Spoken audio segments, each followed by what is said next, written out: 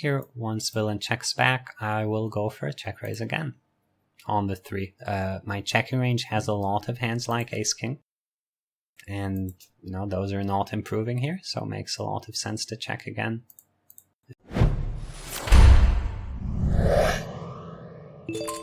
Hey everyone, what's up? We're for Guerrilla Poker. Gonna do a short live play session. Think I will do 10 minutes PLO and then 10 minutes Hold'em. Keep in mind I am a PLO fish, so happy to hear any advice about PLO. Hold'em, I'm less of a fish, but still always happy to hear what you guys think. Now, my approach in PLO, being a Hold'em player, is that I already know before everything starts that I'm likely to do everything too wide. Likely to value bet too much, to think my hands are worth too much, so any decision that feels in any way close to me, I'm gonna lean towards my hand being worth less than it is after the flop. That's pretty important for Hold'em players playing PLO. And yeah, well, let's see what happens. PLO is a fun game. I'm gonna play probably a bit looser than I should, but yeah, from what I understand, that's not super significant in PLO, and I don't really know how I should play, so just gonna be guesstimating everything here. Here, 3-way pot, so I'm pretty sure in theory I shouldn't have a donking range on King Queen 7. Kind of feel like donk betting just because PLO everyone has so much equity, but this board can't be good for me. This I think you get to open button, but feels really borderline. Maybe it is actually junky enough to be a fold. And just top 2 with no backup, I will just play check call and kind of see what happens. So here we get top pair, good kicker, double gutter. Seems like a good hand to check back. And here I have something that feels pretty nutted. All the draws missed. So just gonna pot. This feels, I think once you check back, I'd expect people to not protect the double check range enough. These are kind of old school Hold'em leaks. Back in the day in the Hold'em, whenever someone would check, they would just do massive amounts of folding. And what I've found over the small amount of PLO that I have played is that PLO is like Hold'em, but take it a few years into the past. So whenever someone checks in a spot where they could have bet, I think just bluffing away should probably work fairly well.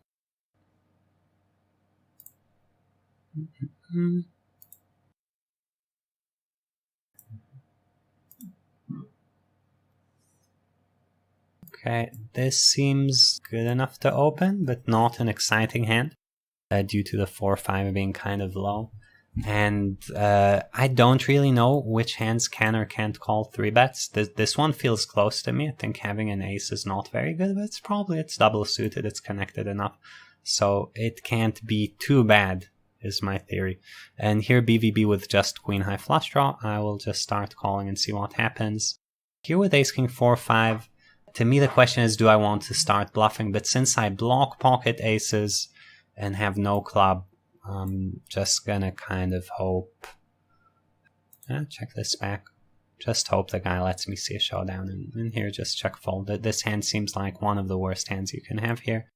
Here, queen high flush. I think given the amount of money that is going in, I should have the best hand. So I want to thin value raise, and I was talking about how I'd probably be doing this more than I should. But I can't resist that this one seems too obvious. In the Hold'em, this would be very, very obvious. PLO, maybe he tanks and folds the king high flush, I don't know. So let me know if you guys think that's okay or not.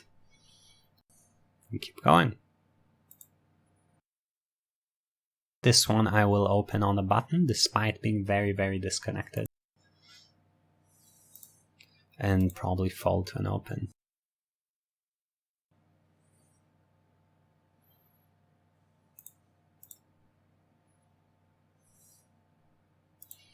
Kind of what I'm counting on is people giving things away a bit too much, like being a bit too face up on the one hand. On the other hand, I'm gonna just make hand reading mistakes where I don't understand relative hand strength and maybe misread the board texture, try to bluff someone off of a set plus flush draw or something because I have a blocker. Or yeah, we'll see. We'll see. So king's obviously opening, but this is fairly trashy kings. I don't know if this should squeeze. Feels kind of in between, I will go for it, and I will c-bet queen plus kings. But yeah, I don't know, maybe this is not good enough. That being said, once the flop comes like this, I definitely want to start betting something. I think not too big, this is like me repping aces. Yeah, here, check, blocking the queen. I don't think that there's too much point in betting. And yeah, I really want like eights or something to follow. Of course, I stack off versus a short stacked guy. Here, once he checks twice, no straights came in, so this should be good enough to value bet. So just value bet. But probably in theory, it's like indifferent or check back due to having the queen. We'll win? No, we'll lose. But we had decent equity, I think. Okay, so made a small bet. Face a check raise. I think for bluffs he could have queen 10, queen 6 type of hands. Yeah, I'm not gonna go there. I think in order to start bluff catching versus river check raises, you need more information than I have in this game. For all I know, yeah, I don't even know what to say. I don't think I'm supposed to have that play in my arsenal with the amount of experience that I have. Bluff catching versus river check raises, you need to have a really good handle on what's going on, because generally that's not a very over bluffed line. So here villain checks. Like I said, people check. I mean, this is as trashy as it gets, so maybe better to not bluff. I'll call the min raise. Probably better to not bluff something that trashy, but it's tempting to just start smashing the pot button. Here we have 2 pair and a flush draw, so presumably good enough to put some money in, and this would be like a protection bet, kind of, right? Get some hands with equity to fold, maybe be slightly ahead when called. Yeah, from what I understand, like trashy 2 pairs on an ace-high board, you're not doing that hot in terms of equity, but still seems good enough to bet. Here we have plenty of backdoors, but we're 3-way. We have queens, so I think checking makes sense. It's going to be tough to make someone fold a queen very early, and then once it comes a 6, I don't see much reason to bet this hand. Okay. Let's see. In Hold'em, I'd win a lot with queens. Here, I probably never win. Yeah, this guy has a king. This guy has nothing. Okay.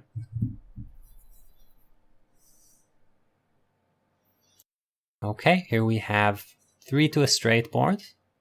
Have the nut flush draw, and we have a draw to top set. And I'll pretend that just having aces is not worth too much. I think the board is not good for my range compared to the other 2 players, so shouldn't be doing tons of betting. And then the main question is a hand good enough to call? Is it I mean, have to assume it is, right? Is it a spot I want to keep bluff catching? And I think the answer is no, because he potted 3-way, there was another person here. If he's being a bit straightforward, I mean, maybe he has pocket 7s, pocket 8s. It's pretty okay to fold with no backup other than the flush draw. And yeah. I think that's alright, but could be convinced I'm wrong. I think once he pots 3-way, I'm just a bit worried that there are not enough bluffs in that range.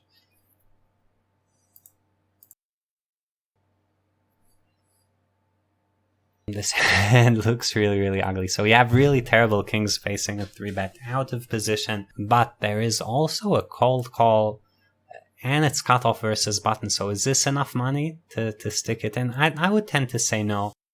It has to be a fold. I can't imagine this hand calling. Okay, and we'll do one more hand and switch to a short hold'em session where I will actually know what I'm doing.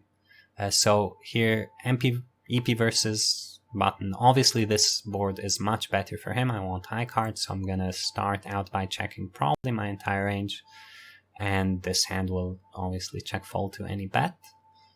Not any bet, but yeah, gonna check fold a lot. And here, once it comes a flush and I have no club, feels like a good spot to keep checking. Right, I have seen people let me show down some pretty weak hands, so Here again, if he's ahead, I probably can't improve. Can't imagine he's protection betting a king. So I'm beating only bluffs. I don't know if this hand should make it or not, but we'll go with not. And yeah, finish up the PLO, do a short hold'em session. Hold'em, I do actually know what I'm doing, so this is going to be more fun. I'll just 3-table for a few minutes. And yeah, here the big difference, like I know what I'm supposed to be doing pre-flop. That's such a huge deal when you're playing poker. Here it's probably folding, but in PLO, who knows, maybe I would cold call, maybe I would 3-bet, I wouldn't really know what I'm doing.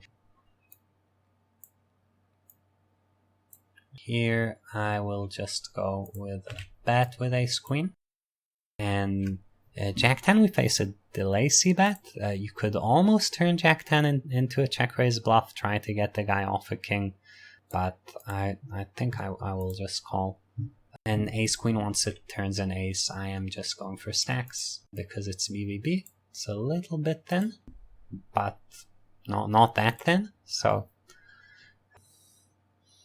now the main hand I lose to, the main hands are 6s, 7s, and ace jack. Because ace jack is offsuit, I lose to a few others as well. And those should often check raise flop. I don't know if this guy does. If I knew, maybe I would not go all in. But I think this is just the kind of normal play that you want to be making here. And again, just the huge difference of, like, I know how thin I get to value bet. I know what it depends on. In PLO, I really have no clue. The ranges are just so all over the place. So you guys can... definitely I can feel the edge that I have here compared to in PLO. It's just a huge difference.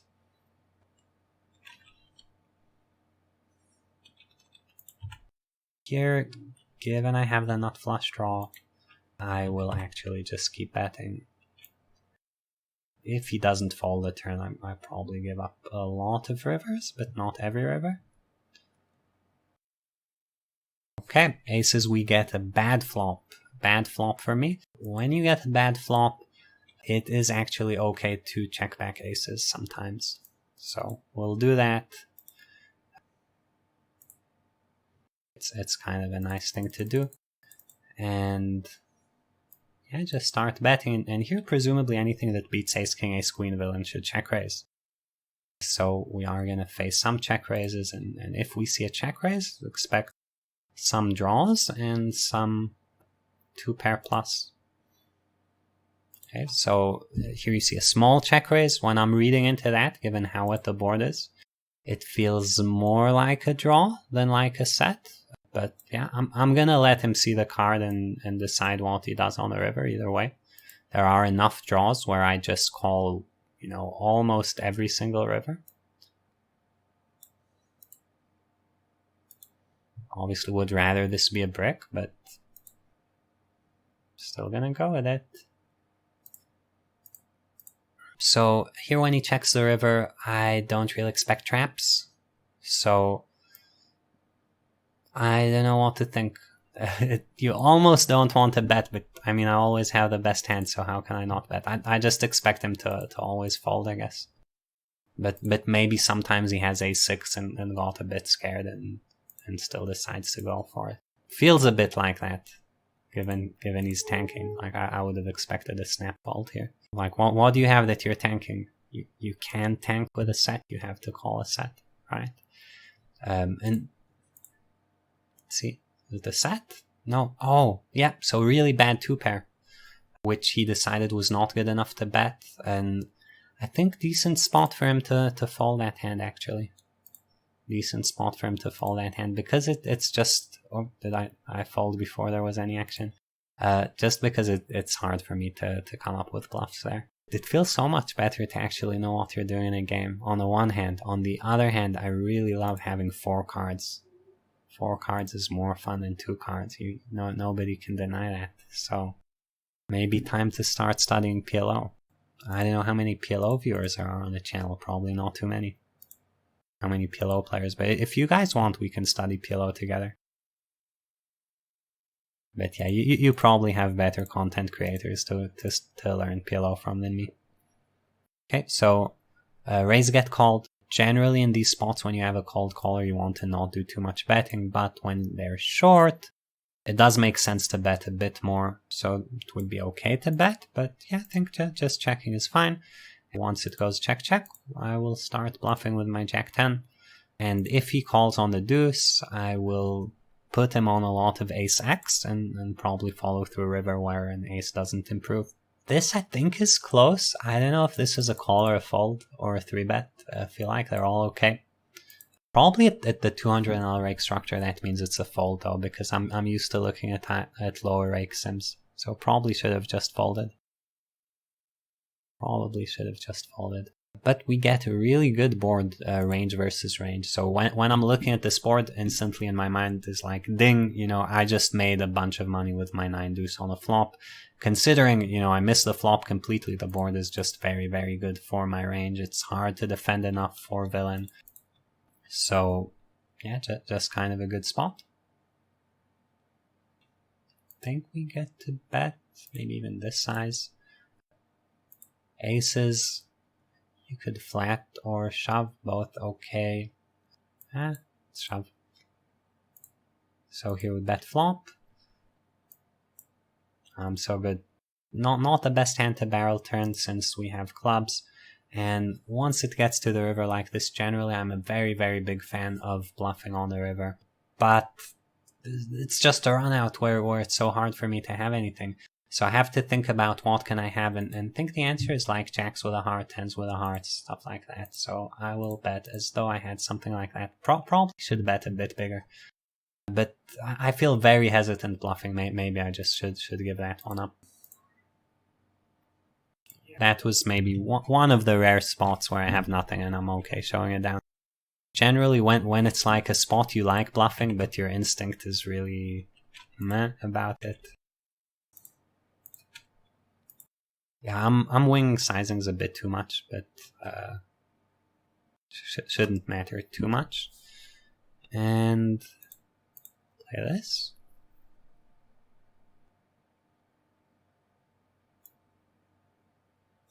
Okay, so 9-5-6 rainbow, you can go either way with jacks. Here we'll go for check raise. Ace 10 here, I also go either way. I will go for 3 big blind bet, similar to what I do with something like pocket kings. And yeah, here once villain checks back, I will go for a check raise again on the 3. My checking range has a lot of hands like ace king, and you know those are not improving here, so it makes a lot of sense to check again. And yeah, I still think the hand is good enough to check raise, go for stack, so I will still do that. Here ace queen suited, I think is mostly calling, probably a bit close. And nice board for ace queen suited. It's probably a bit of a too loose 3-bet, but I'll still make it because video is about to end. So we get a bit more action, and here really good run out from my range, but ace queen suited specifically, I am actually just okay with showing down. I'll lose to ace king, but you know, beat a bunch of other stuff. I have plenty of air to bluff with. I don't think I need to go this high up. Win. Nice. Okay. So villain played very, very carefully. If we're taking notes, I'd definitely take a note of that. This seems okay-ish, very, very borderline. And let's actually stop the video after these hands. So here, I think I called. Could stab. Yeah, we could stab. Sixes beats 5s through deuces, though. I would rather stab the lower pairs than stab 6s. So maybe I will try to show this down. And on the turn, we now lose to 4s. Second.